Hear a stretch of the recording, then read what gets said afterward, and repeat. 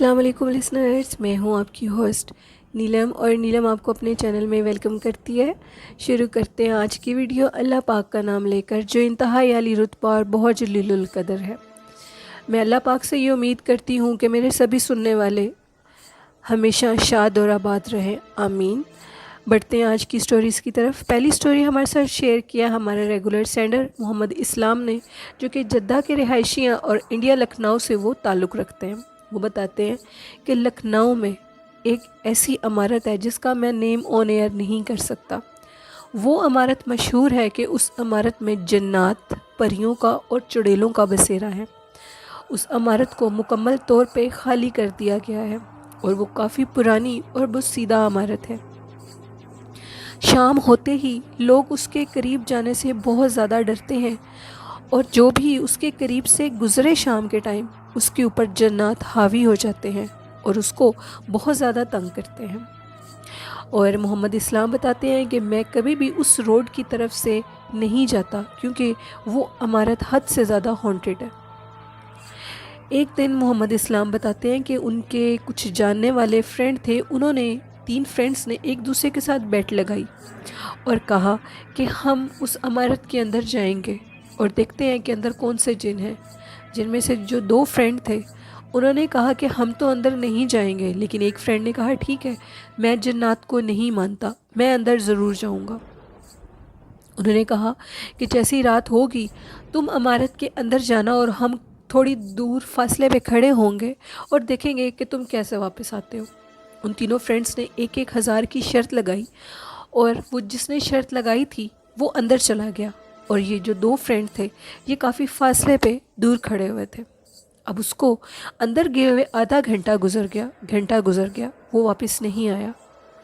और उन दोनों दोस्तों ने अल्लाह का नाम लिया और ये कहा कि अब हमें उससे जाकर देखना चाहिए कि वो किधर गया है। उन्होंने ऐसे ही किया, वो अल्लाह का नाम लेकर अंदर जाने पे मजबूर हो गए। जैसे ही वो अंदर गए तो उन्होंने देखा कि वो जो उनका दोस्त था वो एक दरख्त के नीचे पागलों की तरह खड़ा हुआ कहके लगा रहा है और ऊंचे ऊंचे नाम ले रहा है। किसके नाम ले रहा है ये उनको समझ नहीं आई। उन्होंने जल्दी से अपने दोस्त को पकड़ा और उसको पकड़कर अंदर ले गए और सॉरी अंदर नहीं, उसको पकड़ के बाहर ले आए और उसको घर लेकर गए। अगले दिन वो किसी पीर बाबा के पास उसको लेकर गए।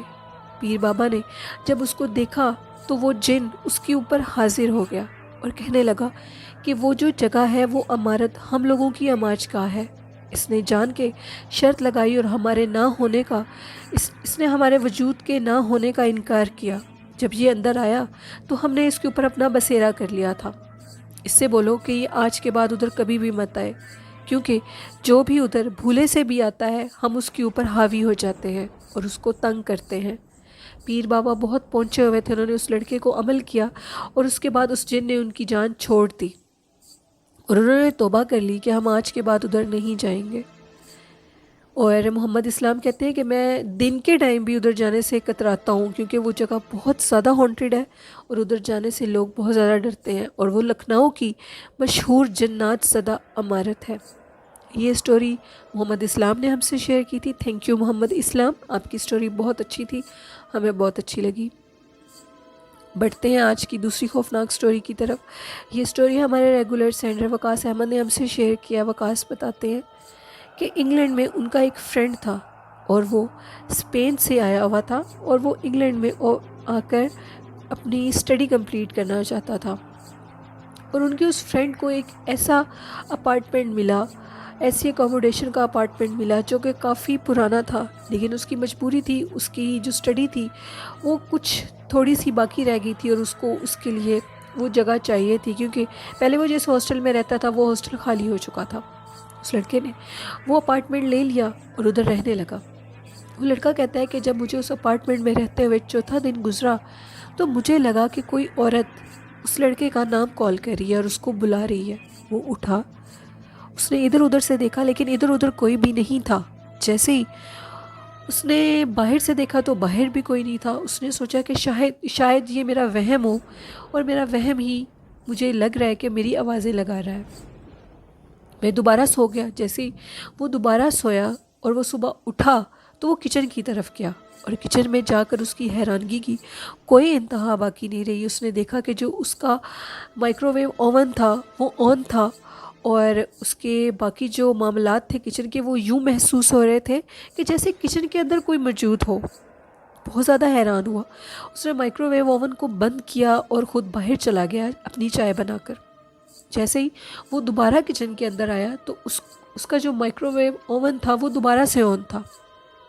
بہت زیادہ حیران ہوا کہ آخر یہ کیا ہو رہا ہے، اور مسلسل یوں لگتا تھا کہ جیسے اس کے پیچھے سے کالے رنگ کے سائے گزر رہے ہیں، اور اس اپارٹمنٹ میں کسی کے ہونے کا مکمل احساس تھا، اور وہ کیا چیز تھی وہ نہیں جانتے تھے۔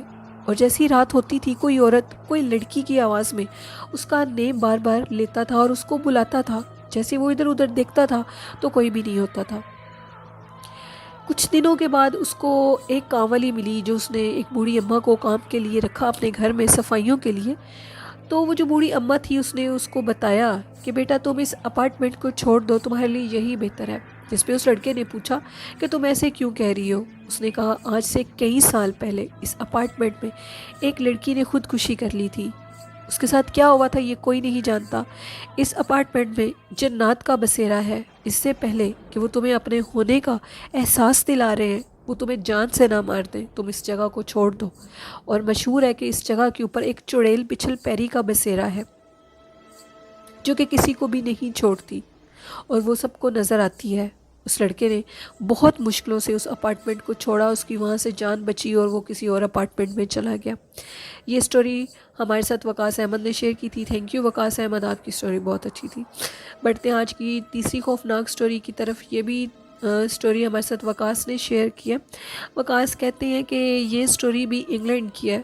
ادھر ایک شخص تھا جس کو شو روم بنانا تھا گاڑیوں کا، اور گاڑیوں کے شو روم کے لیے اس کو کوئی اچھی جگہ نہیں مل رہی تھی۔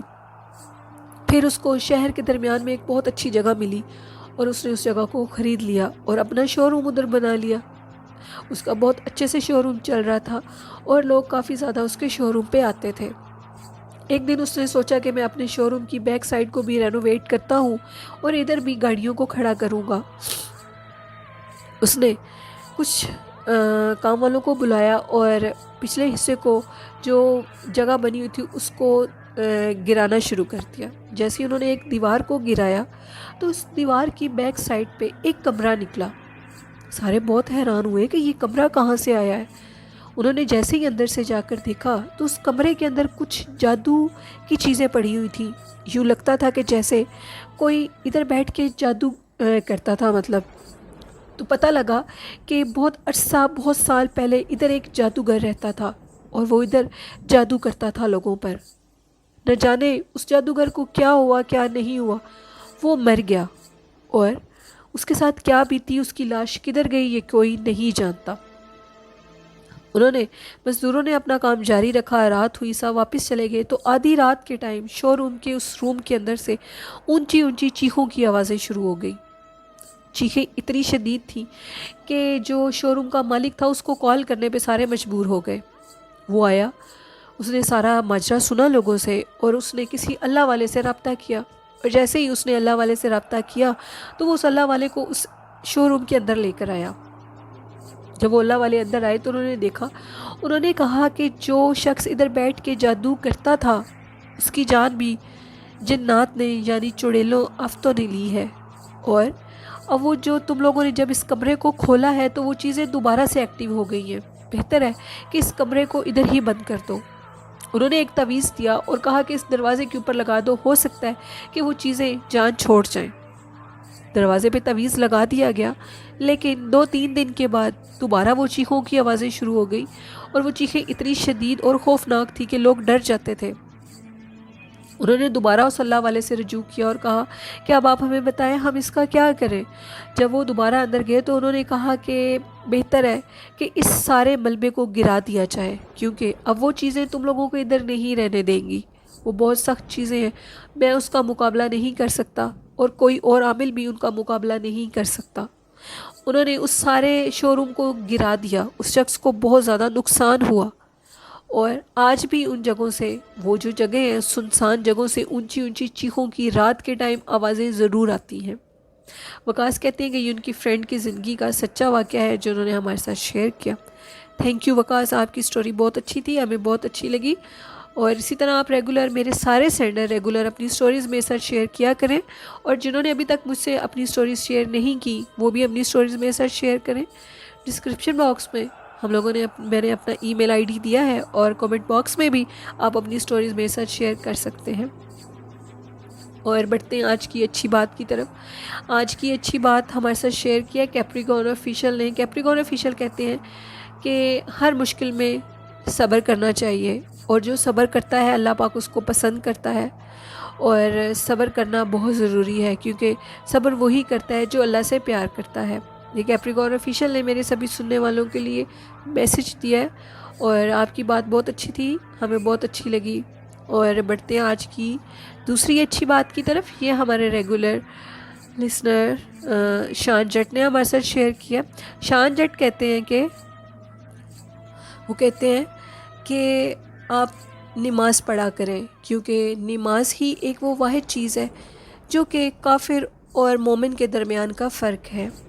نماز پڑھنے سے، ایک تو نماز ہمارا ساتھی ہے، اور نماز پڑھنا بہت اچھی بات ہے، کیونکہ نماز ہمارا وہ ساتھی ہے جو کہ ہمیں دنیا سے قبر سے حشر تک، اور حشر سے جنت تک لے جائے گا، کیونکہ نماز کبھی بھی ضائع نہیں جاتی اور اپنے پڑھنے والے کے ساتھ رہتی ہے۔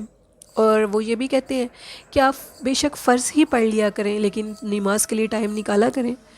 تو سوری ٹو سے شان، بالکل بھی فرض نہیں پڑھنے چاہیے اکیلے، سنت اور فرض کو ہمیشہ ساتھ ملا کر پڑھنا چاہیے، کیونکہ سنت بھی اتنی ہی ضروری ہے جتنا فرض ہے۔ ہاں، کبھی انسان بیمار ہو، بہت مشکل میں ہو، تو سنت چھوڑنے کا تھوڑی سی چھوٹ ہے، لیکن سنت اور فرض ہمیشہ ملا کر پڑھنے چاہیے۔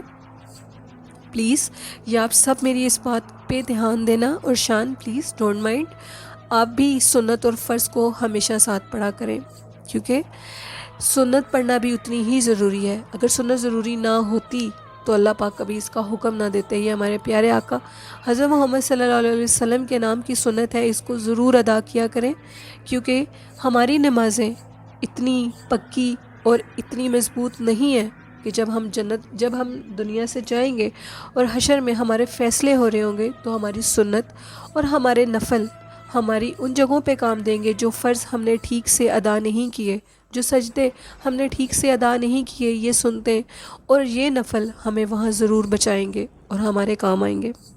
میں اپنے سبھی سننے والوں سے یہ ریکویسٹ کرتی ہوں کہ ہمیشہ نماز پوری پڑھا کریں، کبھی بھی آدھی نماز مت پڑھا کریں۔